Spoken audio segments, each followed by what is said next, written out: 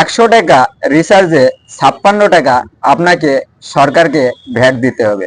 আপনাদের কাছে আমার প্রশ্ন, আপনারা কি 100 টাকা রিচার্জে সরকারকে 56 টাকা ভ্যাট দিবেন?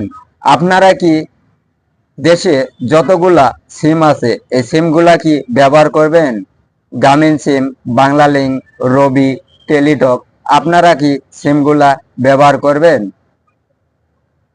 আমি তো করব না, কারণ যে হারে এমবি মিনিটের দাম বেড়েছে আমার পক্ষে তো সম্ভব নয়।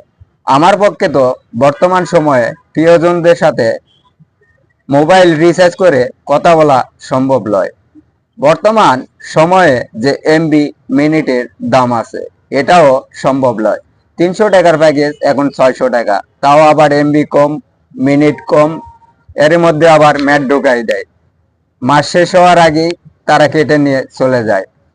আগে আমরা আওয়ামী লীগ সরকারকে বলেছিলাম আমাদের এমবি মিনিটের দাম কমায় দেখ, আর এমবি মিনিটে যেন ম্যাচ থাকে না। আওয়ামী লীগ সরকার তা করেনি। আওয়ামী লীগ সরকার করেনি, এটা ভালো কথা। এখন তো বর্তমান সময়ে নতুন নতুন উপদেষ্টা এসেছে। উপদেষ্টার কাছে এখন দেশবাসীর প্রশ্ন, 100 টাকা রিচার্জে যদি 56 টাকা ভ্যাট দিতে হয়, এটা আমাদের চালানো সম্ভব নয়।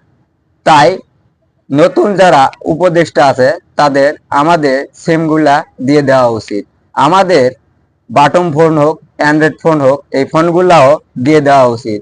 কারণ আমাদের বর্তমান সময়ে এমবি মিনিট কেনাও সম্ভব নয়, চালানোও সম্ভব নয়। তাই সবার কাছে আমার অনুরোধ, এই ভিডিওটা যার কাছে যাবে বেশি বেশি করে শেয়ার করে দিবেন, অন্যকে দেখার সুযোগ করে দিবেন।